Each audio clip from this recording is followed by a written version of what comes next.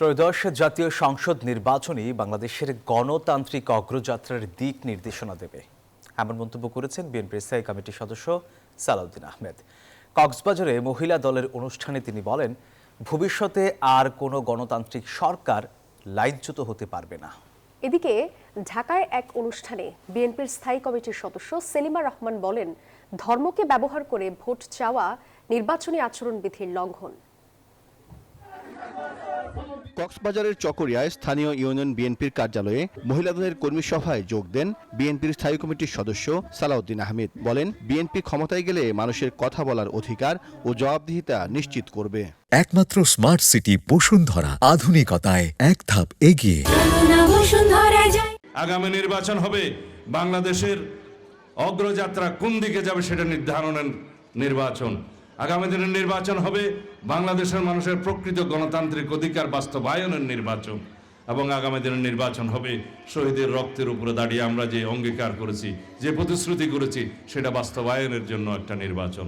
সালাউদ্দিন আহমেদ বলেন, আগামী সংসদ নির্বাচনই বাংলাদেশের গণতান্ত্রিক অগ্রযাত্রার দিক নির্দেশনা নির্ধারণ করবে।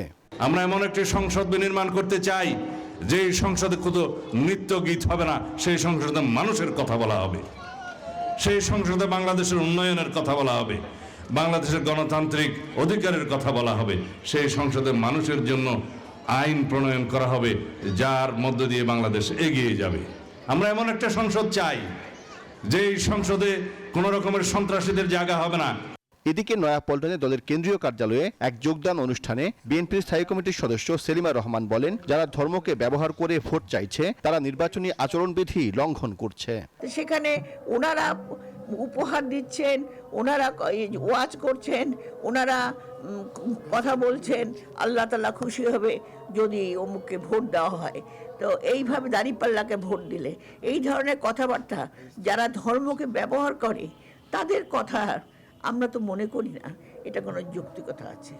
অনুষ্ঠানে পিরোজপুরের জিয়ানগর উপজেলার আনোয়ার হোসেন মঞ্জুর নেতৃত্বাধীন জাতীয় পার্টির 60 জন নেতাকর্মী বিএনপিতে যোগ দেন। সাইফুল ইসলাম, নিউজ 24, ঢাকা।